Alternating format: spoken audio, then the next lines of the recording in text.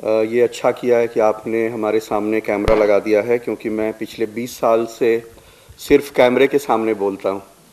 तो कैमरा नहीं होता तो बहुत नर्वस होते हैं, थोड़ा उल्टा मामला है। कई लोग कैमरे के सामने आने पे नर्वस हो जाते हैं, यहाँ कैमरा नहीं होता तो हम लोगों से बातचीत करने में नर्वस होते हैं।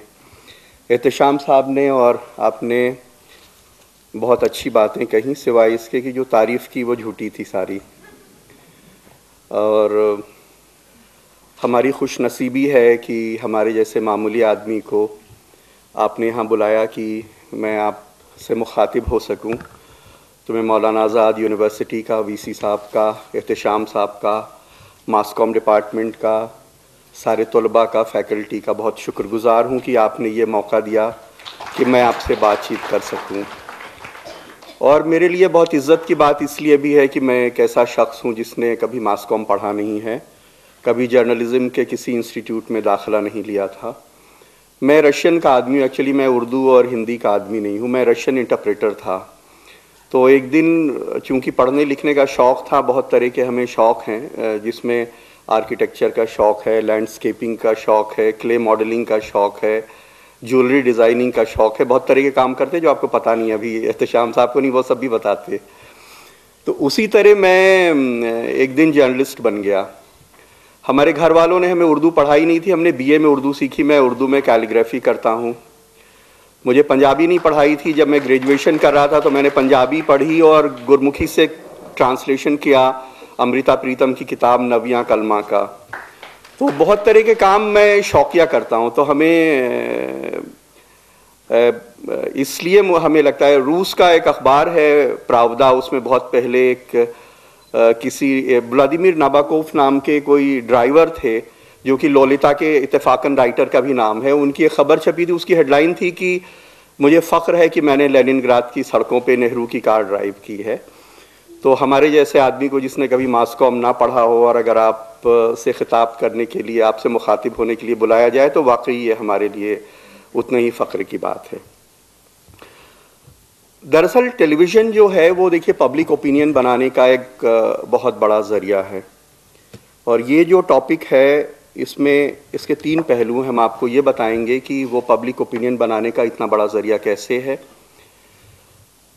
क्या वाकई जो न्यूज़ चैनल हैं वो सिर्फ टीआरपी ड्रिवन है, टीआरपी के अलावा कोई चीज़ नहीं कर रहे हैं, या उनका कुछ सोशल कंसर्न भी है।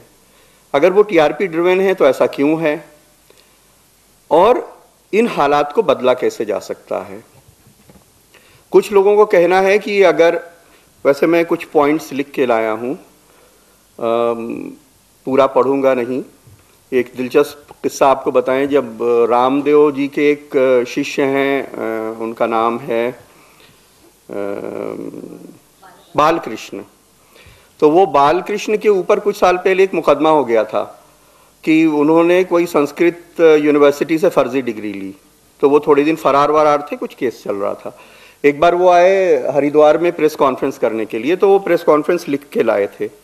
हमारे एक दोस्त थे CNN IBN के, वो वहाँ उस प्रेस कॉन्फ्रेंस में मौजूद थे। तो उन्होंने पूरी प्रेस कॉन्फ्रेंस पढ़ी। उस प्रेस कॉन्फ्रेंस में वो काफ़ी रोने भी लगे थे बीच में। और जब प्रेस कॉन्फ्रेंस ख़त्म हुई तो वो उठ के अचानक उनके सिक्योरिटी के लोगों ने उनको घेरे में ले लिया और उनको लेके फ़ौरन चले गए। तो हमारे जो दोस्त थे वहाँ मौजूद, वो गए, उन जो लिख के लाए थे प्रेस कॉन्फ्रेंस, वो कागज़ वहाँ रखा हुआ था। तो उन्होंने उसको पढ़ा तो बाकी सब कुछ ठीक था, लेकिन बीच में लिखा हुआ था मोटे फॉन्ट में कि यहाँ ज़ोर से रोना है। तो अभी हमारी वो हालत नहीं है कि हम रोने के लिए लिख के ले आएँ, लेकिन कुछ पॉइंट्स लिख के लाया हूँ। तो आपसे इजाज़त चाहेंगे, इसको पढ़ेंगे भी। देखिए, पब्लिक ओपिनियन बनाने में न्यूज़ चैनल्स का बहुत बड़ा रोल है। और कुछ लोगों का कहना है कि अगर आज़ादी के लड़ाई के टाइम पे ये जो 400 साढ़े 400 न्यूज़ चैनल हैं हिंदुस्तान में, अगर ये रहे होते तो अंग्रेज़ बहुत पहले इस मुल्क को आज़ाद करके भाग जाते, क्योंकि हम बहुत बड़ा रोल उसमें अदा करते हैं। और लेकिन आजकल हम लोग हेट सिंबल हैं। सारे लोग गाली दे रहे हैं न्यूज़ चैनल को, जहाँ भी जाते हैं लोग बुरा भला कह रहे हैं। उनको लगता है कि ये बिके हुए लोग हैं। कोई शराब पिला देता है, शराब पी के खबर लिख देते हैं, घूस दे देता है, घूस लेके खबर लिख देते हैं, भूत दिखाते हैं, प्रलय दिखाते हैं, तरह तरह की फर्जी भविष्यवाणियाँ दिखाते हैं। हमारी एक दोस्त हैं सुनीता आयरन, वो हिंदुस्तान टाइम्स की सीनियर रेजिडेंट एडिटर हैं, 2-3 स्टेट्स के हिंदुस्तान टाइम्स की हेड हैं। 1-2 साल पहले हम उनके फार्म हाउस पे गए हुए थे, तो वहाँ पे एक खाना था वहाँ पे, तो एक ब्रिगेडियर साहब थे आर्मी के, और वो बहुत बुरा भला कह रहे थे हम लोगों को। तो वो बता रहे थे बाकायदा कि एक चैनल ने दिखाया कि कैसे मिक्का ने राखी सावंत को किस किया, और बाकायदा वो मुंह गोल करके मुंह से आवाज़ निकाल के किस करने का तरीका बता रहे थे कि कैसे किस किया। हमने उनसे कहा कि सर आप तो बहुत पवित्र आदमी हमें लगते हैं, आपने ये देखा क्यों? जेनिथ रेडियो कॉरपोरेशन ने 1950 में रिमोट का इजाद इसीलिए किया था कि आप जैसे अच्छे लोग Sanskar TV, Aastha channel, Peace TV, God TV ये सब देखें और ये ना देखें। चैनल किस लिए, रिमोट किस लिए बना है? तो अभी क्या है कि हर सोशल गैदरिंग में मॉरल हाई पॉइंट लेकर के वो सारे लोग जो खुद घूस लेते हैं, जिनकी पूरी ख़ानदान घूस लेती है, जो दुनिया के हर गलत काम करते हैं, वो टीवी चैनल को गाली देते हुए नज़र आते हैं, क्योंकि एक फैशन है टीवी चैनल को गाली देना। लेकिन सारी चीज़ें तो नहीं बताई जा सकती, लेकिन क्योंकि अगर हम उसको बताएंगे तो कई साल लगेंगे कि मीडिया ने अच्छा काम क्या किया। कुछ चीज़ें हम आपको बताते हैं। अभी JNU का एपिसोड हुआ, NDTV इंडिया ने अपनी पूरी स्क्रीन को ब्लैक करके दिखाया कि किस तरह से एक डॉक्टर्ड वीडियो को दिखा करके, किस तरह से बिना रैशनल हुए, किस तरह से एक गलत चीज़ को आप सोसाइटी में दिखा करके डिवीज़न क्रिएट कर रहे हैं। ABP न्यूज़ चैनल पे किशोर आजवानी एक एंकर हैं, उन्होंने एक प्रोग्राम किया जिसमें स्क्रीन के ऊपर उन्होंने दिखाया वो जो नारे लग रहे थे, हिंदुस्तान के टुकड़े होंगे इंशाअल्लाह इंशाअल्लाह, उनका कहना था कि ये जो स्क्रीन है इसमें रात का शूट है, थोड़ा लॉन्ग शॉट है, जो लोग हाथ उठा रहे हैं ये कम लग रहे हैं, लेकिन जो आवाज़ है वो बहुत ज़्यादा है, जो आवाज़ है वो बहुत ज़्यादा, हिंदुस्तान के टुकड़े होंगे इंशाअल्लाह इंशाअल्लाह।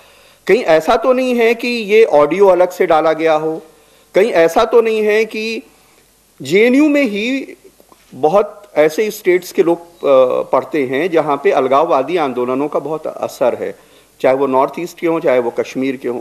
कहीं ऐसा तो नहीं है कि किसी हुर्रियत ने कहीं कश्मीर के डाउनटाउन में जुमे को कई बार नारे लगते हैं कुछ, वहाँ से नारे को ला के यहाँ लगा दिया गया हो।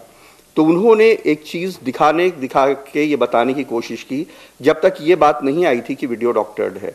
उन्होंने अपने टेलीविज़न चैनल में दिखाने की लोगों को कोशिश की, एक ऐसे माहौल में जब बड़े पैमाने पे 3 न्यूज़ चैनल वो डॉक्टर्ड वीडियो दिखा रहे थे, तो उन्होंने ये दिखाने की कोशिश की कि ऐसा लगता है कि हाथ कम लोग उठा रहे हैं, ऑडियो ज़्यादा आ रहा है, तो हो सकता है कि ऑडियो कहीं से ला करके इसमें डाला गया हो। इंडिया टुडे न्यूज़ चैनल के ऊपर जो हेडलाइंस टुडे था वो इंडिया टुडे नाम हो गया है, उस पर राहुल कंवल ने बाकायदा 1 घंटे का एक प्रोग्राम किया जिसमें CBI के फॉरेंसिक साइंस डिपार्टमेंट के जो रिटायर्ड हेड थे उनको बुलाया गया और उनसे पूछा कि आप कैसे चेक करते हैं कि कौन सा वीडियो डॉक्टर्ड है और कौन सा नहीं है। उन्होंने कहा कि हमारे कंप्यूटर में सॉफ्टवेयर है, हम उससे चेक करते हैं। उन्होंने वो 3 वीडियो उनको दिए और कहा कि आप बताइए इसमें कौन सा डॉक्टर्ड है और कौन सा नहीं है। वो वीडियो जो हिंदुस्तान के 3 चैनल दिखा रहे थे, उस वीडियो को उन्होंने अपने सॉफ्टवेयर में डाला और फिर दिखाया और कहा कि ये डॉक्टर्ड है, और जो डॉक्टर्ड वीडियो है उन्होंने स्क्रीन पे दिखाया, जैसे अस्पताल में मरीज के मॉनिटर के ऊपर लगा रहता है उसके हार्ट वगैरह का वो दिखाने के लिए। तो उन्होंने कहा कि स्क्रीन पे जिसमें डबल लकीरें आ रही हैं इस तरह से, वो डॉक्टर्ड है। उसमें एक लकीर जो है वो बाहर के वीडियो की है, और वो वीडियो जो अकेली लकीरें चल रही हैं जिसमें एक लकीर चल रही है वो डॉक्टर्ड नहीं है, वो ओरिजिनल है। ये JNU के केस में दिखाया उन्होंने। अब दादरी का केस ले लीजिए। दादरी में जो एक अखलाक नाम के एक शख्स थे वो मार दिए गए क्योंकि उनके घर के फ्रिज में कुछ मीट था जिसको कुछ लोगों ने कहा बीफ है और उनको मार दिया। इतनी हार्ड हिटिंग रिपोर्ट ऐसे लोगों के खिलाफ कि जो किसी के घर में घुस के अगर उसके घर में बीफ हो भी खाने के लिए तो इस मुल्क के कानून में आप किसी के खिलाफ मुकदमा कर सकते हैं। इस मुल्क का कानून आपको ये इजाज़त नहीं देता कि आप किसी के घर में जाके उसकी लिंचिंग कर दें कि वो बीफ खा रहा है अपने घर के अंदर। इसके खिलाफ हिंदुस्तान के सारे न्यूज़ चैनल्स ने, एक भी न्यूज़ चैनल ऐसा नहीं था, उन लोगों ने भी जिन्होंने JNU के मामले में तमाम डॉक्टरेट खबरें दिखाई, उन सारे न्यूज़ चैनल्स ने भी बहुत पॉजिटिव न्यूज़ दिखाई, बहुत ज़्यादा पॉजिटिव न्यूज़ दिखाई। गुजरात रॉयट तो 2002 में हुए थे। NDTV आज तक कुछ बहुत बड़े लोगों के यहाँ बैन है, वो अभी भी NDTV को इंटरव्यू नहीं देते। पिछले चुनाव में उन्होंने नहीं दिया था और बहुत सारे लोगों के यहाँ वो, ये इंडियन एक्सप्रेस का इतना अच्छा रोल था उस टाइम पे, पूरी सीरीज उन्होंने दंगों के बारे में चलाई कि कैसे एक स्टेट ने उसमें रोल अदा किया दंगे कराने में बहुत सारे लोग जो थे। आप दिल्ली रेप केस देखिए, ये 6 दिसंबर 2012 को दिल्ली के रेप केस हुआ। महिलाओं के ऊपर हुए अपराध के सिलसिले में ये हिंदुस्तान में मीडिया का सबसे बड़ा रोल, दिल्ली में जो निर्भया दामिनी जिसको नाम दिया गया जिस लड़की को, और ये मीडिया एक्टिविज्म की सबसे बड़ी मिसाल थी कि वो बच्ची एक पोर्टर की बच्ची थी जिसकी खबरें इस मुल्क के 82,000 अखबारों और 400-450 न्यूज़ चैनलों ने बिल्कुल अपने घर की खबर की तरह दिखाई। और एक सर्वे हुआ जिसके मुताबिक उस वक्त हर अखबार ने कम से कम 9 स्टोरीज दिखाई।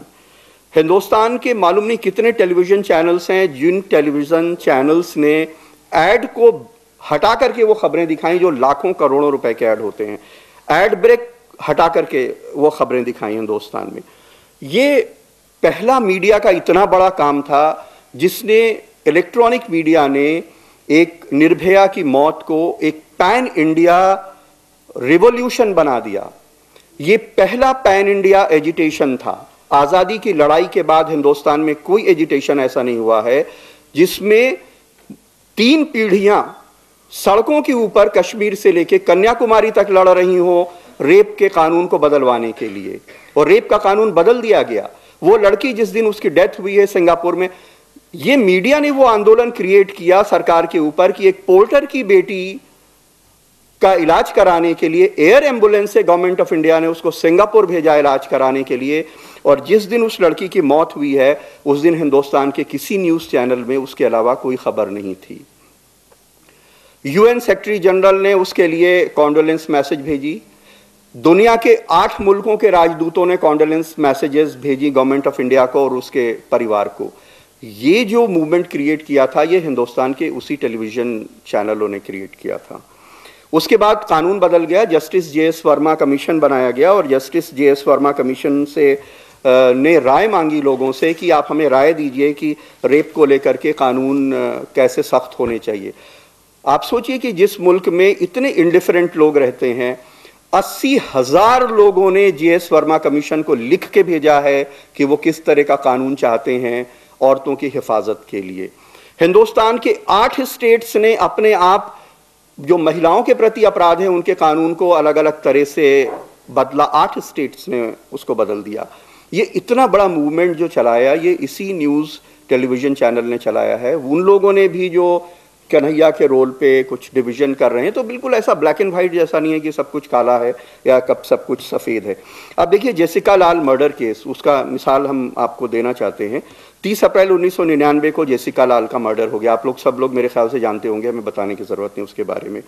अक्यूज़्ड कौन थे? मनु शर्मा थे जो विनोद शर्मा के बेटे हैं, और विकास यादव थे जो DP यादव MP रहे हैं, उनके बेटे हैं। 7 साल के बाद 21 फरवरी 2006 को सारे लोग एक्विट हो गए, बरी हो गए, सारे लोग बाइज्जत बरी हो गए। उनके खिलाफ कोई सबूत नहीं था। टाइम्स ऑफ इंडिया ने 22 फरवरी 2006 को एक हेडलाइन लगाई, नो वन किल्ड जेसिका, जिसके ऊपर बाद में एक फिल्म बनी है। NDTV ने 25 फरवरी 2006 को एक कैंपेन लॉन्च किया, फाइट फॉर जेसिका कैंपेन, और उन्होंने अनाउंसमेंट किया कि आप 6388 के ऊपर आप हमें SMS भेजिए कि आप चाहते हैं कि इस केस को रीओपन किया जाए। 2 लाख लोगों का SMS लेकर के Pranav Roy, president of India, जो अब्दुल कलाम साहब थे, उनसे जाके मिले। अगर आप लोगों ने No One Killed Jessica film देखी होगी तो उसमें देखा होगा प्रणव रॉय की तरह के एक शख्स हैं जो अब्दुल कलाम जैसे एक शख्स हैं, उनको जाके वो रिप्रेजेंटेशन दे रहे हैं। वो केस रीओपन हुआ और सारे लोगों का कन्विक्शन हुआ। एक दो नहीं लाखों ऐसे मामले हैं, एक दो नहीं लाखों ऐसे मामले हैं हिंदुस्तान में जो सिर्फ इसलिए वर्कआउट होते हैं, सिर्फ इसलिए होते हैं कि वो टेलीविज़न चैनल्स का उसमें बहुत बड़ा रोल होता है, पॉजिटिव रोल होता है। लेकिन अब वो न्यूज़ को ड्रामा क्यों बना रहे हैं?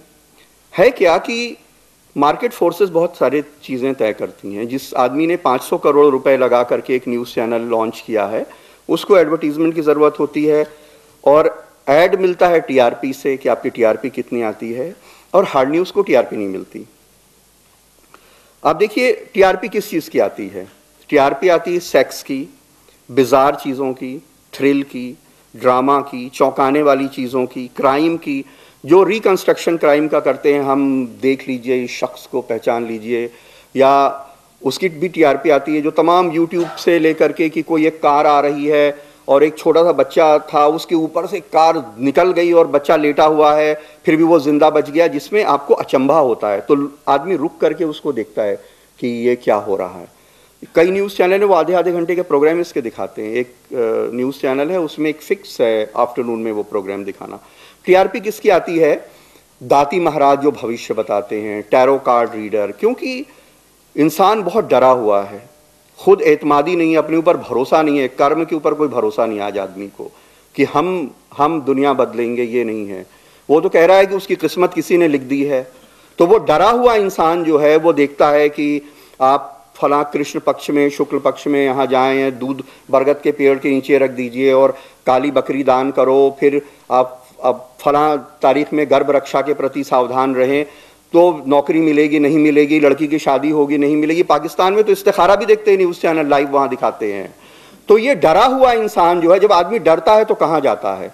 वो मौलाना के शरण में जाता है, नेता के शरण में जाता है। तो टीवी ने उसको शरण दी हुई है। वो डरा हुआ आदमी जो है वो देखता है कि मेरा भविष्य क्या है, क्योंकि उसको अपने ऊपर तो कोई यकीन है नहीं कि हम अपना भविष्य बनाएंगे।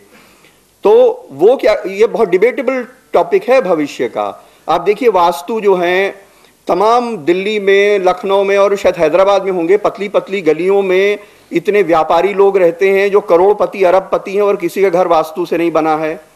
इस दुनिया में हर 5वां आदमी मुसलमान है, क्योंकि 23% आबादी मुसलमानों की है।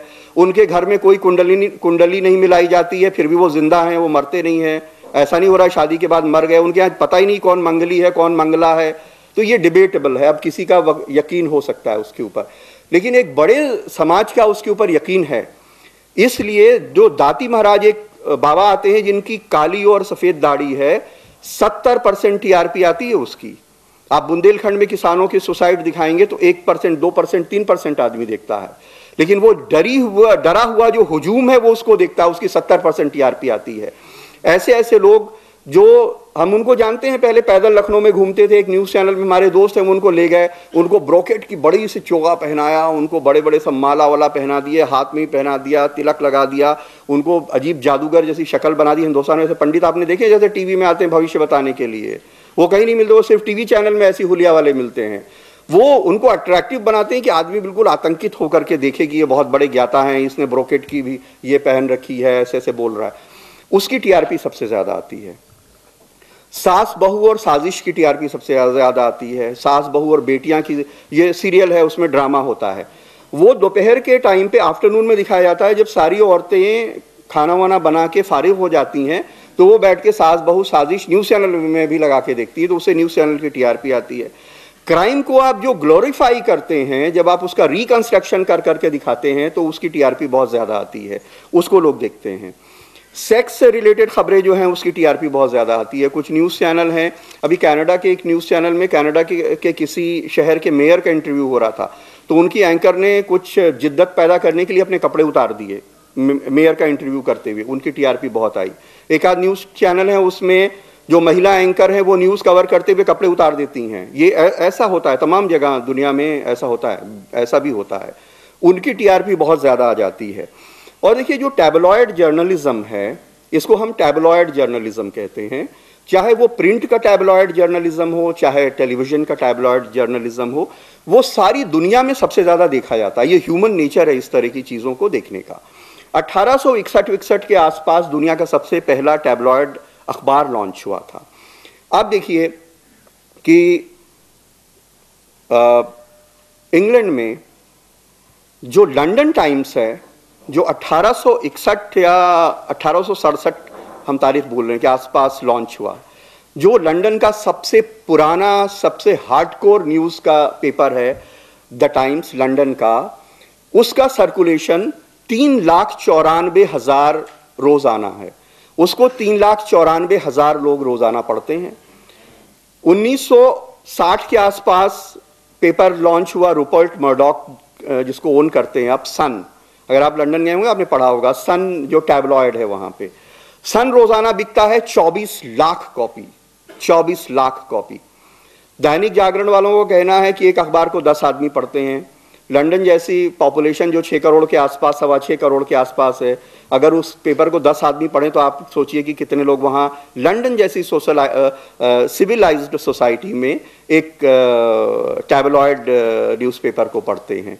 तो लंदन जैसी सिविलाइज्ड सोसाइटी में भी एक टैबलॉयड न्यूज़पेपर और एक हार्डकोर अखबार के बीच में 18 लाख कॉपीज पर डे का गैप है। 18 लाख कॉपीज लंदन जैसी सिविलाइज्ड सोसाइटी में 18 लाख कॉपीज का गैप है एक टैबलॉयड न्यूज़पेपर में और एक जो हार्डकोर न्यूज़पेपर है। इसी तरह टेलीविज़न में है।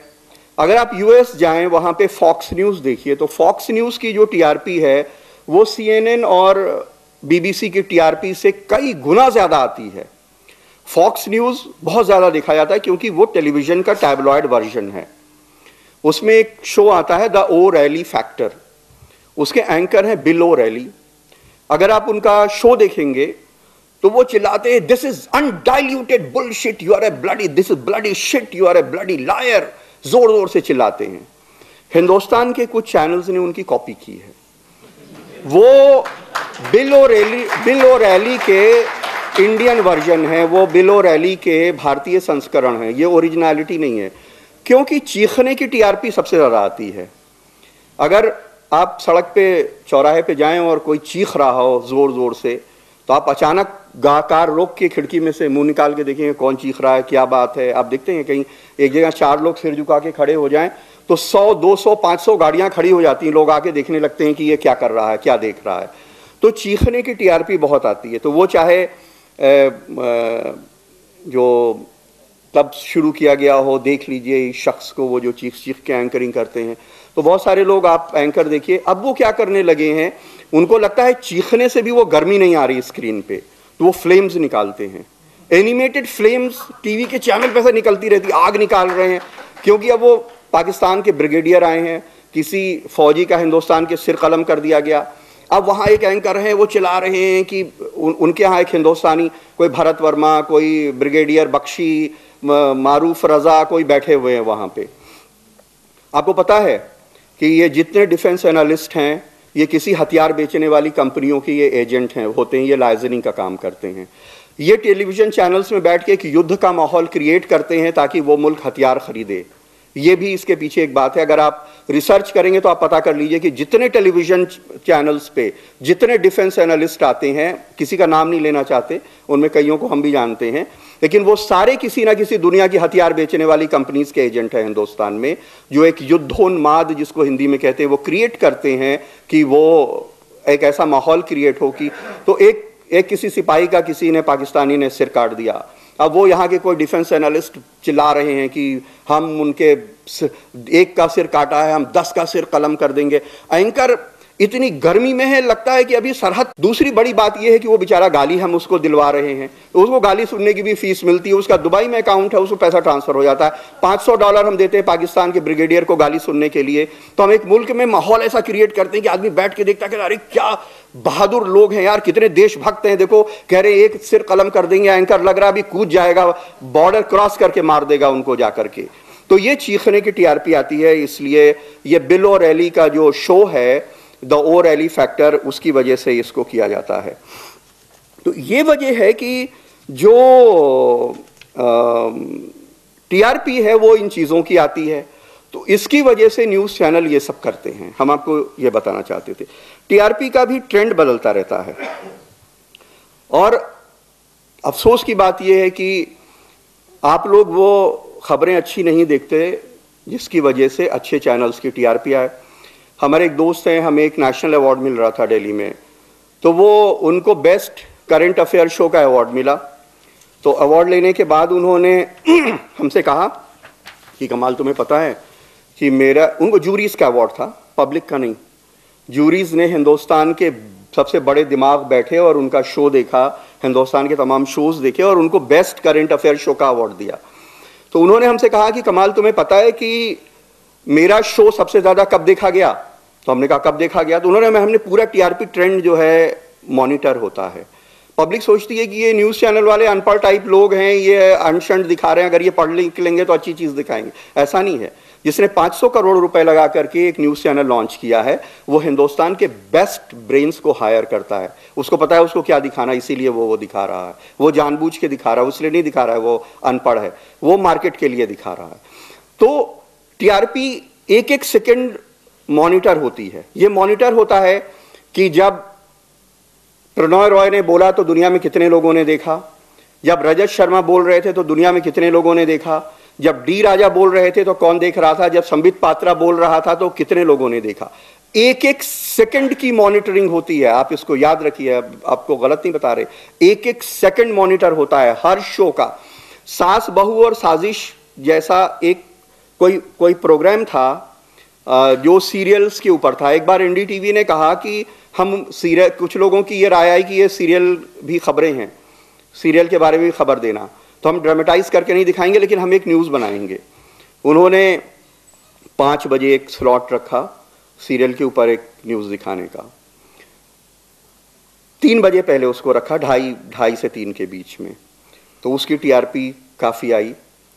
उसके बाद उसको 5 बजे कर दिया गया, उसकी टीआरपी गिर गई क्योंकि 5 बजे फिर औरतें बिजी हो गई अपने दूसरे कामों में जिनसे हमको टीआरपी लेनी थी, जो घरेलू औरतों से। तो एक एक सेकंड आपको पता है टीआरपी कैसे आती है। सबसे आपका पसंदीदा कोई अगर एंटरटेनमेंट चैनल है, मान लीजिए आप सोनी बहुत देखा जाता है, बालिका वधू सीरियल मान लीजिए किसी पे आ रहा कलर्स पे, तो न्यूज़ चैनल वाले क्या करते हैं कि कलर्स के नीचे अपना चैनल लगवा देते हैं, क्योंकि आदमी कलर्स में जैसे ब्रेक होता है वैसे नीचे आता है तो उसको देखने लगता है, 1.5 मिनट देखा टीआरपी काउंट हो गया। ऐसे भी टीआरपी आती है। तो एक एक सेकंड मॉनिटर होता है। तो हमारे वो जो दोस्त थे जिनको नेशनल अवार्ड मिला बेस्ट करंट अफेयर्स प्रोग्राम का, उन्होंने हमसे कहा कि कमाल तुम्हें पता है कि हमारे प्रोग्राम की सबसे ज्यादा टीआरपी कब आई? तो हमने कहा कब आई? उन्होंने कहा एड ब्रेक में। ये कितने अफसोस की बात है कि हिंदुस्तान के बेस्ट दिमाग बैठ के जिस प्रोग्राम को best current affairs program of India का टाइटल देते हैं, अवार्ड देते हैं नेशनल, वो प्रोग्राम जो है हिंदुस्तान की जनता सबसे ज्यादा एड ब्रेक में तब देखती है जब लॉन्जरीज बेची जा रही होती हैं, जब कोई प्रोडक्ट बेचा जा रहा होता है, जब कोई खूबसूरत मॉडल अपने जिस्म का मुजाहरा कर रही होती है। उस प्रोग्राम को हिंदुस्तान की आवाम तब देखती है। और उसके बाद ब्रिगेडियर साहब गाली देते हैं हमको वहां पे खड़े होकर के एक प्रोग्राम में कि राखी ने मिक्का सावंत को किस किस तरह से किया। तो है क्या कि जो हार्ड न्यूज़ है उसकी टीआरपी एक न्यूज़ चैनल है आग निकालते हैं जो, उनके यहाँ क्या होता है कि वो अभी भी उनके यहाँ कहते हैं कि गुड लुकिंग लोग लाओ पैनल में। वो कहते हैं डी राजा को मत लाओ, डी राजा की टीआरपी नहीं आती, उसकी शक्ल अच्छी नहीं है। इकोनॉमिस्ट भी आना है तो कोई खूबसूरत इकोनॉमिस्ट लाओ कि जिसकी शक्ल लोग देखें। हमारे चैनल में जब वो काम करते थे तो हमारी बॉम्बे की जो ब्यूरो चीफ थी, बिम्बेट्स कहते हैं, जो बिना जिसके ऐसी लड़की खूबसूरत जिसके दिमाग ना हो, तो वो बॉम्बे की ब्यूरो चीफ ने एक बार शिकायत की। हमारे यहाँ वो शो करते थे तो प्रणॉय रॉय और राधिका रॉय को मीटिंग हो रही थी, उसने उनका लिहाज किया। जब वो चले गए मीटिंग से तो राजदीप और बहुत सारे लोग थे, बरखा, तमाम लोग, तो वो कहने लगी कि ये जो है मुझे रोज़ परेशान करता है, मुझे फ़ोन करता है कि बिम्बेट्स ले आओ चैनल में दिखाने के लिए। वो अभी अपने चैनल में कहते हैं कि डी राजा की टीआरपी नहीं आती, इसको गुड लुकिंग आदमी ले आओ। तो वैसे इंसानी फितरत है, आप खूबसूरत देखने वाले को बार बार देखते हैं घूम के। तो वो जो है अच्छा, दूसरा क्या है कि एक अर्बन रूरल डिवाइड बहुत बड़ा है, क्योंकि जो कंज्यूमर है वो ज़्यादातर अर्बन एरिया का है। अब टीआरपी सेंटर्स जो हैं वो बी क्लास सिटीज़ में बनने लगे हैं, नहीं तो वो सारे बड़े शहरों में होते थे। तो वो न्यूज़ जो है वो बड़े शहरों ऐसी सेंट्रिक होती हैं कि जिसमें वहाँ का कंज्यूमर उसको देखे। हमें याद है कि हमीरपुर एक जगह है यूपी में, हिमाचल में भी हमीरपुर है, वहाँ पे हम कुछ शूट कर रहे थे तो एक हमारे स्ट्रिंगर ने बताया कि आज तक के स्ट्रिंगर के लिए कि सर ये रेप तो हुआ था झोपड़ी में, लेकिन ये पता नहीं, ये उस ज़माने की बात है जब रेप के ये सब दिखाते थे। अब तो हो गया, आप घर भी नहीं दिखा सकते, जगह भी नहीं बता सकते, उसके माँ बाप की भी तस्वीर नहीं दिखा सकते, उसकी तो छोड़ दीजिए, आप जगह भी नहीं बता सकते कहाँ रहता है। तब उस वक्त ये सब बंदिश नहीं थी। तो उन्होंने कहा कि वो रेप तो हुआ था झोपड़ी में, लेकिन वो बहुत बिल्डिंग को किसी की शूट कर रहा था तरह तरह से। तो हमने पूछा कि क्यों, तो वो कहने लगे कि मैंने उससे पूछा था, वो कह रहा है कि हम इसको अप मार्केट बना रहे हैं, क्योंकि गरीब औरत के साथ रेप हुआ, ये बिकेगा नहीं, तो हम इसको अप मार्केट कर रहे हैं ताकि ये न्यूज़ बिक जाए। तो ये अर्बन रूरल डिवाइड है जो टेलीविज़न चैनल के ऊपर इल्ज़ाम है। आप देखिए 15 अगस्त को जो पोंगल होता है, ये 15 जनवरी को ये साउथ का एक त्यौहार होता है, हार्वेस्ट फेस्टिवल। तो उसमें बहुत मशहूर जर्नलिस्ट हैं पी साईनाथ, उन्होंने एक ट्वीट क्या किया कि farmer commit suicide, Adani gets the loan. ये उस विडंबना को जाहिर करता है जो हम अर्बन और रूरल डिवाइड की बात करते हैं। 83 करोड़ लोग इस मुल्क में ऐसे हैं जो गांवों में रहते हैं, 83 करोड़ लोग ऐसे हैं जो इन गांवों में रहते हैं। आप देखिए, जो पिछले साल अगस्त में लैक्मे फैशन वीक हुआ मुंबई में, उस लैक्मे फैशन वीक को हमने पता किया, कवर करने के लिए हिंदुस्तान से 512 जर्नलिस्ट गए। 512 लोगों ने लैक्मे फैशन वीक कवर किया। एक डेटा है सरकारी, जिसके मुताबिक 1995 से 2014 के बीच में 3 लाख किसानों ने खुदकुशी की। अगर इन सारी खुदकुशीज को जोड़ लिया जाए तो कंपैरेटिवली टीवी में उतनी भी इसकी कवरेज नहीं हुई, उतना स्पेस नहीं मिला जितना शीना बोरा मर्डर केस को मिला। इस मुल्क के 3 लाख किसानों ने 1995 से 2014 के बीच में खुदकुशी की है। ये गवर्नमेंट का डेटा है, जो पब्लिक के सोर्सेज हैं उसमें बहुत ज़्यादा है, लेकिन वो किसान की खुदकुशी जो है वो न्यूज़ नहीं बन पाती है क्योंकि लोग उसको देखते नहीं। हम लोगों ने उसको बहुत दिखाया, लेकिन जब हम किसान की खुदकुशी दिखाते हैं तो कोई राखी मिक्का का किस करना देख रहा होता है, कोई लैक्मे इंडिया फैशन वीक देख रहा होता है, तो वो किसान की खुदकुशी जो है हिंदुस्तान में बड़ी खबर नहीं बन पाती। और चूँकि लोग देखते नहीं तो बहुत सारे टीवी चैनल्स उसको दिखाते नहीं। बुंदेलखंड में बहुत ज़बरदस्त कहत पड़ा था 4-5 साल पहले। हमने एक डॉक्यूमेंट्री बनाई, उस डॉक्यूमेंट्री के ऊपर हमें प्रेसिडेंट ऑफ इंडिया ने अवार्ड दिया। जब हम वो बनाने के लिए जा रहे थे, उसी टाइम वहाँ पे कांग्रेस का एक कन्वेंशन हो रहा था, कुछ चिंतन शिविर टाइप नाम था। दिल्ली से हमारे एक दोस्त जो एक बहुत तेज़ न्यूज़ चैनल में काम करते हैं, उन्होंने हमें फ़ोन किया कि मैं वहाँ जा रहा हूँ। तो हमने कहा हाँ हम भी जाएंगे, हमें ड्राउट के ऊपर रिपोर्ट करनी है। तो उन्होंने कहा कि नहीं, जब मैं जा रहा था तो सबसे पहले मेरे चैनल हेड ने कहा है कि सिर्फ कांग्रेस कवर करोगे, भूख के ऊपर कोई खबर नहीं आनी चाहिए। ये अलमिया है, भूख के ऊपर खबर नहीं आनी चाहिए।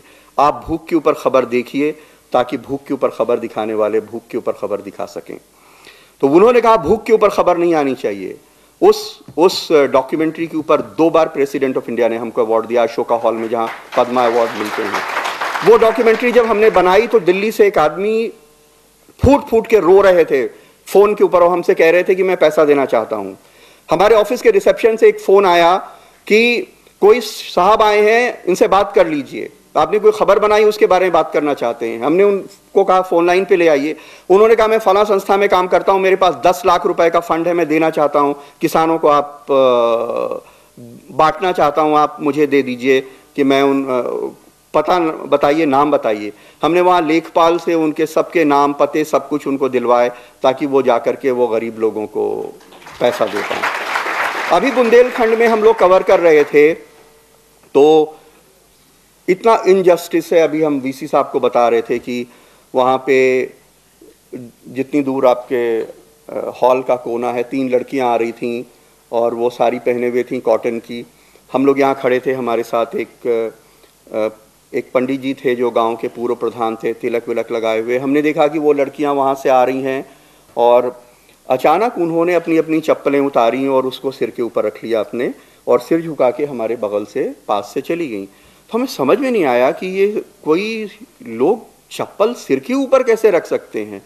तो हमने, एक लड़का था यंग, उससे हमने पूछा कि इन लड़कियों ने चप्पल सिर पे क्यों रख ली अपने, क्योंकि सिर का तो बड़ा एहतराम है हर सोसाइटी में। अभी हम आपसे जिक्र कर रहे थे कि हमारे दोस्त हैं शायर खुशबीर सिंह शाद साहब, उनका एक शेर है कि ये तुम्हारा ताज नहीं हमारी पगड़ी है, ये सिर के साथ जाएगी, ये सिर का हिस्सा है। तो सिख कौम से लेके मुसलमानों तक में सिर का बड़ा एहतराम है, सिर पे चप्पल कोई रख के कैसे जा रहा है। तो उन्होंने कहा नहीं, ये नीच कौम है और ये पंडित जी हैं तो यहाँ अलाउड नहीं है कि वो चप्पल पहन के जा सकें। तो वो आज 2016 में, ये पिछले महीने की बात है, वो सिर पे चप्पल रख के जाती हैं।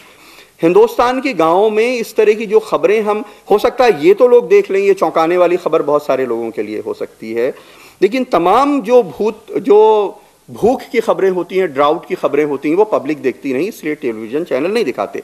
अच्छा, दूसरी चीज़ आपको हम बताएं, एक्चुअली ये सिर्फ न्यूज़ चैनल की बात नहीं है, ये एंटरटेनमेंट चैनल्स के साथ भी है।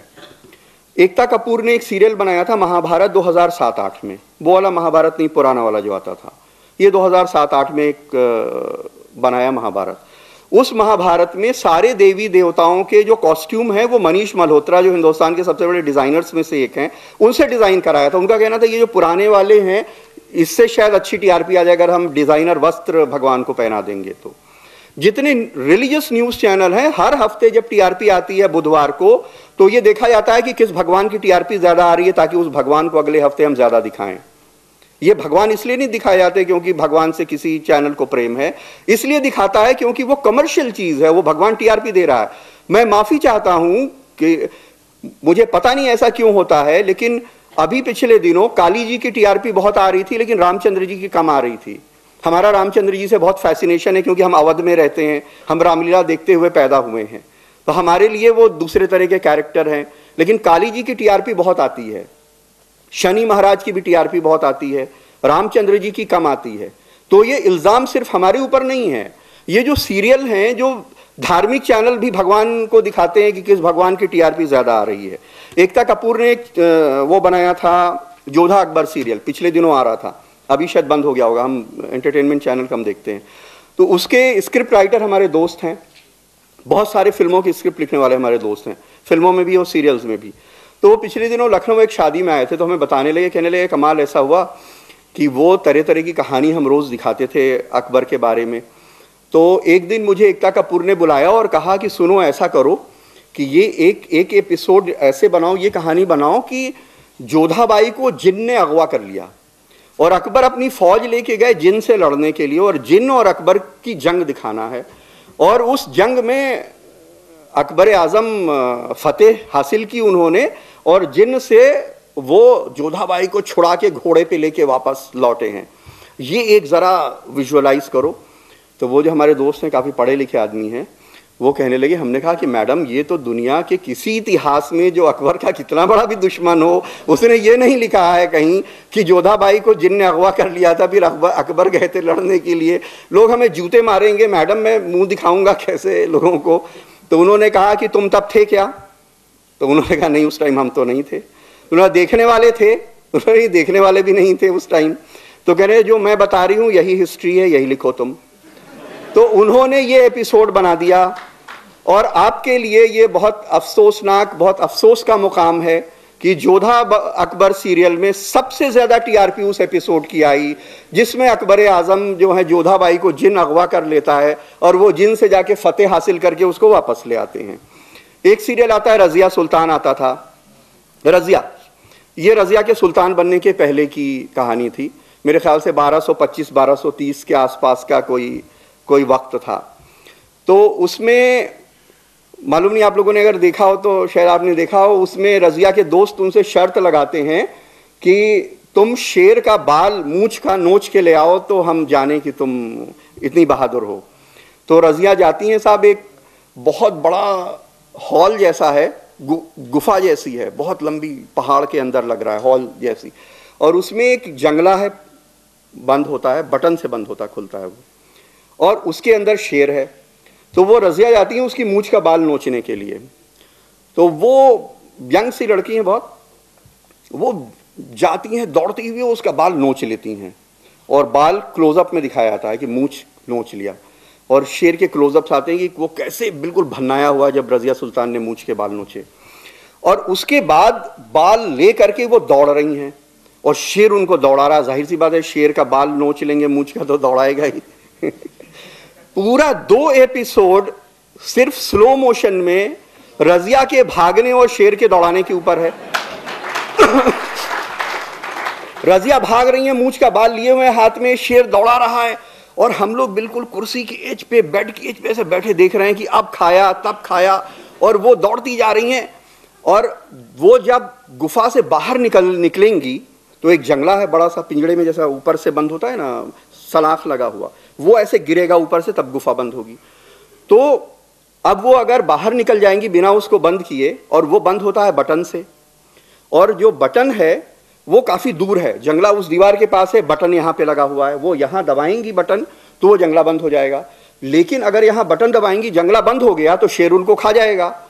इतनी जल्दी उनको बटन दबाना है, और जंगला जब तक बंद हो तब तक उस जंगले में से भाग जाना है। तो वो स्लो मोशन में दिखाते हैं कि कैसे जंगला धीरे धीरे धीरे धीरे बंद हो रहा है, और रज़िया बिल्कुल ऐसे ऐसे जा रही हैं, और हिंदुस्तान का हर आदमी, हर औरत बैठा हुआ देख रहा है कि ये कहीं बंद ना हो जाए। और जब जंगला 1 फीट बचता है, 6 इंच बचता होगा, 8 इंच, तब दिखाते हैं कि रज़िया जमीन में डाइव मारती हैं, और जब 20-25 फीट डाइव मार के वो जंगले से बाहर हो जाती हैं। वो एपिसोड हिंदुस्तान में सबसे ज़्यादा देखा गया रज़िया सुल्तान का। उसकी ज़बान भी ये थी कि वो कहते हैं कि हम तुम्हें कुछ, कि तुम मूंछ का बाल लाओगी तो मैं तुमको ये करूँगा, तुम तो इतनी बहादुर है वो हो। तो रज़िया कहती है मुझे चने की झाड़ पे मत चढ़ाओ। हमें नहीं लगता कि 1225 में अल्तमश की बेटी ये ज़बान बोलती होगी कि मुझे चने की झाड़ के ऊपर मत चढ़ाओ।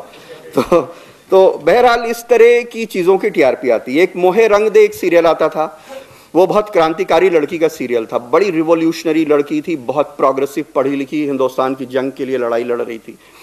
अब वो जो सीरियल के राइटर थे वो हमसे कहने लगे कि मैंने बहुत पढ़ाई की उसके लिए, बहुत तैयारी की, उनको 40,000 रुपये एक्चुअली मिलता है एक सीरियल का लिखने का।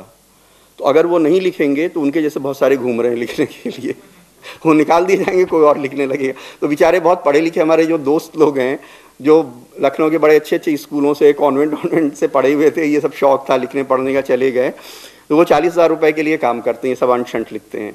तो वो कहने लगे कि वो सीरियल की टीआरपी नहीं आ रही थी, इतना बढ़िया हम लिख रहे थे हिस्ट्री, लेकिन टीआरपी नहीं आ रही थी। तो कहने लगे कि एक दिन डायरेक्टर ने हमें बुलाया, कहा कि तुम ऐसा करो राहिल कि इस लड़की की शादी एक बुढ़े से करा दो जो क्रांतिकारी, और उसके बाद उससे कहना कि बुढ़ा इसके ऊपर जुल्म करेगा, और वो कहेगा कि मेरे जूते साफ करो, फिर वो अपनी दुपट्टे से जूते साफ करेगी, फिर वो उसके कूड़े से पिटाई करेगा। तो वो बेचारे 40,000 की लालच में उन्होंने वो एपिसोड लिख दिया कि वो जो क्रांतिकारी लड़की थी वो उनके जूते साफ करने लगी, फिर वो उसको पीटने लगे।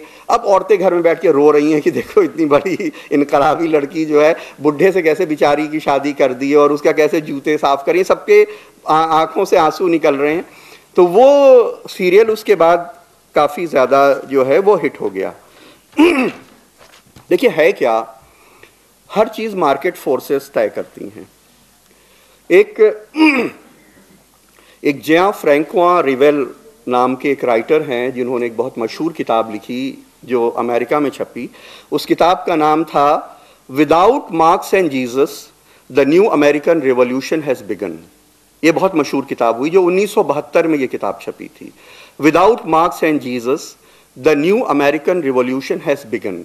वो कह रहे हैं कि दुनिया में 2 सबसे बड़े इनकलाब, अगर मोहम्मद साहब को छोड़ दें तो 2 सबसे बड़ा इनकलाब लाने वाले मार्क्स और जीसस थे। जीसस क्राइस्ट एक ऐसा मजहब ले आए जिसको दुनिया में सबसे ज़्यादा लोग मानते हैं, सबसे ज़्यादा लोग ईसाई हैं, दुनिया में सबसे ज़्यादा लोग उस मजहब को मानते हैं। और मार्क्स एक ऐसा रिवॉल्यूशन ले आए जिसने दुनिया को, जो कम्युनिज्म की एक इतनी बड़ी फिलॉसफी दी पॉलिटिक्स से लेके फाइनेंस तक में, तो लेकिन वो कह रहे हैं कि अमेरिका में एक 1972 में वो रेवल बता रहे हैं कि एक नया रिवॉल्यूशन यूएस में शुरू हुआ है, जो रिवॉल्यूशन ना तो जीसस लाए हैं और जो ना मार्क्स लाया है। ये रिवॉल्यूशन किसका है? ये रिवॉल्यूशन मार्केट का है। ये रिवॉल्यूशन मार्केट का, जिसमें वो बता रहे हैं कि अब मार्केट तय कर रही है कि तुम क्या पहनोगे, तुम क्या खाओगे, कौन सा ब्रांड पहनोगे, कौन से ब्रांड का खाना खाओगे, टेलीविजन में क्या देखोगे और टेलीविजन में क्या दिखाओगे। तो आज मार्केट तय करती है कि वो टेलीविजन में क्या देखेगा और टेलीविजन में क्या दिखाया जाएगा। ग्रुप एम का डेटा हम बहुत जल्दी में थे, ऐसे उठ के आ गए, वक्त नहीं मिला नहीं। अगर हम आपको लाते तो हम बताते कि ये जो पूरा एड स्पैन है हिंदुस्तान में, जिसमें प्रिंट मीडिया में अखबार हैं, मैगजीन है, डिजिटल मीडिया है जिसमें तमाम डिजिटल वेबसाइट्स हैं, टेलीविज़न है, रेडियो है, सिनेमा का जो एडवर्टीजमेंट है, होर्डिंग है, ये जो पूरा एड स्पैन है, ये कितने हजार करोड़ का एडवर्टीजमेंट इसमें मिलता है। और उस एडवर्टीजमेंट के लिए हर किसी को अपना अपना शेयर चाहिए। अगर एनडीटीवी ने 500 करोड़ रुपए लगा करके एक चैनल लॉन्च किया है तो उनको इतना पैसा चाहिए कि ये जो सैकड़ों करोड़ रुपए चैनल के रनिंग की कॉस्ट आती है उसको निकाला जा सके। मिसाल के लिए हम आपको बताते हैं, जब इंडिया टीवी चैनल लॉन्च हुआ तो रजत शर्मा ने बहुत बढ़िया चैनल बनाया हार्ड न्यूज़ का। एक प्रोग्राम था आपकी अदालत जो वो खुद एंकर करते थे, एक प्रोग्राम था एक्सपोजे का जो तरुण तेजपाल, उस ज़माने में तहलका की बहुत धूम थी, तरुण तेजपाल को दिया गया था एंकर करने के लिए। एक प्रोग्राम था वाइल्ड लाइफ के ऊपर जो मेनका गांधी जिसकी एंकर बनाई गई थी। एक प्रोग्राम था जो तमाम तरह के सब्जियों में मिलावट और इस तरह के, उसमें एक अनीता शर्मा बिष्ट एक उनकी सीनियर एंकर हैं, उनको दिया गया था वो एंकर करने के लिए। हिंदुस्तान के हर 100 किलोमीटर पे उन्होंने एक स्ट्रिंगर रखा था कि हर 100 किलोमीटर से उनका कहना था कि ये खबर आनी चाहिए दिखाने के लिए, क्योंकि उसका भी रिप्रेजेंटेशन होना चाहिए न्यूज़ में। जो हम अर्बन रूरल डिवाइड की बात कर रहे थे कि 83 करोड़ लोग रहते हैं, इतने लोग 3 लाख लोग खुदकुशी कर देते हैं, लेकिन लैक्मे इंडिया फैशन वीक को कवर करने 512 लोग जाते हैं, उसके 10% लोग विदर्भ में और बुंदेलखंड में किसान की खुदकुशी नहीं कवर करते हैं। उन्होंने 100 किलोमीटर पे रखे, उनके न्यूज़ की टीआरपी आती थी 1%, 2%, 2.5%, 3% टीआरपी आती थी। डेढ़ साल तक ऐसे चलता रहा। उन्होंने बहुत सारे जो इन्वेस्टमेंट किए थे, जब वो जी टीवी में काम करते थे, उनको काफ़ी पैसे मिले, वहाँ पे उस प्रोड्यूसर थे पूरे प्रोग्राम के, और अदालत वहाँ पे बनाते थे। ज़मीनें उमीनें सस्ते ज़माने में ख़रीद ली थी जो बाद में बहुत करोड़ों रुपए की हो गई। उन्होंने अपनी ज़मीनें बेच के अपने एम्प्लॉयज़ को तनख्वाहें दी। उस तब तक आज तक न्यूज़ चैनल जो है इस रेस में आ गया था जिसमें बिना ड्राइवर की कार, पता नहीं आपने देखा याद है या नहीं, 3 घंटे दिखाया कि एक बिना ड्राइवर की कार चल रही है। घड़ियाल का रूट कनाल, घड़ियाल के दांत का रूट कनाल दिखा रहे थे। भूत दिखाना शुरू कर दिया था हिंदुस्तान में। ये ऑफ द रिकॉर्ड बात है क्योंकि हम किसी चैनल का नाम नहीं लेना चाहते थे। हिंदुस्तान में न्यूज़ को तिलस्म और ये सब बनाने में उनका पहला रोल है आज तक का। एक फंक्शन में अवार्ड मिल रहा था जिसमें हमें भी मिल रहा था, और अरुण पुरी साहब प्रणॉय रॉय को दे रहे थे लाइफ टाइम अचीवमेंट अवार्ड। वहाँ से कोई उनसे पूछ रहा था कि आप ये सब क्यों दिखाते हैं, तो उन्होंने कहा कि ऐसा है, जब बच्चा जवान बूढ़ा बच्चा जो है जब बचपन से जवानी में कदम रखता है तो कई तरह की गलतियाँ करता है। तो एक बार हम खड़े हुए, हमने सोचा खड़े होकर कहें तो क्या माँ बाप आँख बंद कर लेते हैं क्या, लेकिन हमें लगा ये बदतमीज़ी हो जाएगी। हमारे चैनल के मालिक हैं, वो भी बड़े हैं, बहुत बड़ा रोल है उनका हिंदुस्तान के जर्नलिज्म में। ठीक है, टीआरपी के लिए कुछ लोग कुछ करते हैं, लेकिन उससे उनके रोल को नहीं नकारा जा सकता। इंडिया टुडे का जो रोल है, जो इंडिया टुडे ग्रुप का रोल है, ओवरऑल जो उनका रोल है, तो हमें लगा कि ये बहुत बेहूदगी होगी अगर हम ऐसी बात करेंगे।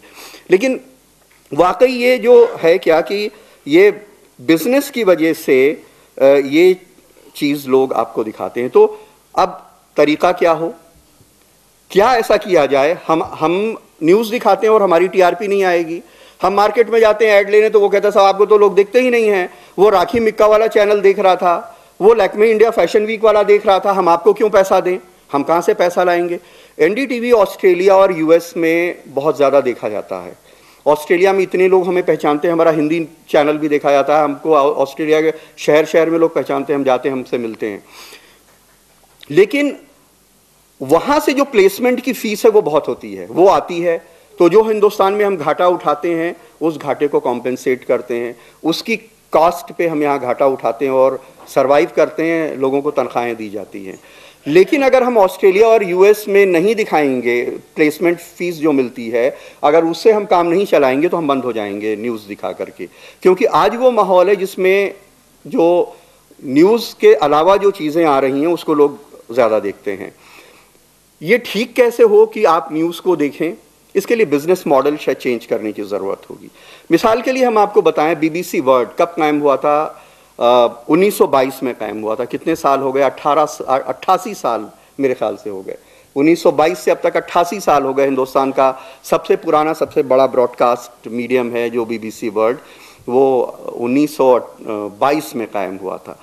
बीबीसी वर्ल्ड जो है, हर हाउस होल्ड से उन्होंने एक फिक्स कर रखा है एक फीस कि करीब 150 पाउंड हर कोई सरकार के ख़जाने में जमा करेगा, जिससे बीबीसी वर्ल्ड न्यूज़, टेलीविज़न और रेडियो और वेबसाइट रन की जाएगी। आपको पता है कि 2014-15 में बीबीसी वर्ल्ड को लाइसेंस फीस से $375 बिलियन मिला है। $375 बिलियन, जिससे बीबीसी चलता है। $375 बिलियन पब्लिक ने जो दी है फीस, जिससे बीबीसी चलाया जाता है। हिंदुस्तान के टेलीविज़न को कोई पब्लिक फीस नहीं देती है, वो एडवर्टीजमेंट से चलता है। एडवर्टीजमेंट मिलता है टीआरपी से, और टीआरपी आती है जिसको हम बता रहे हैं, सेक्स है, बिजार चीज़ें हैं, भूत है, सास बहू साजिश है, वगैरह वगैरह से टीआरपी आती है।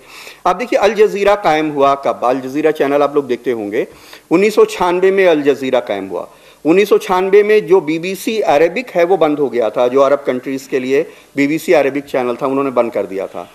तो कतर ने अल जज़ीरा कायम किया। जो कतर के शेख हैं, उन्होंने 1996 में अल जज़ीरा चैनल को करीब 5 साल रन करने के लिए तकरीबन $150 मिलियन दिए। $150 मिलियन जो शेख हमद बिन खलीफा हैं, जो कतर के अमीर हैं, उन्होंने $150 मिलियन अल जज़ीरा को दिए कि आप 5 साल तक अगर आपको एडवर्टीजमेंट ना भी मिले तो आप सरवाइव कीजिए, और इन 5 सालों में आप कोशिश कीजिए आप सेल्फ रिलायंट होने के लिए कि आप अपने पैसे से अपने चैनल को चला सकें।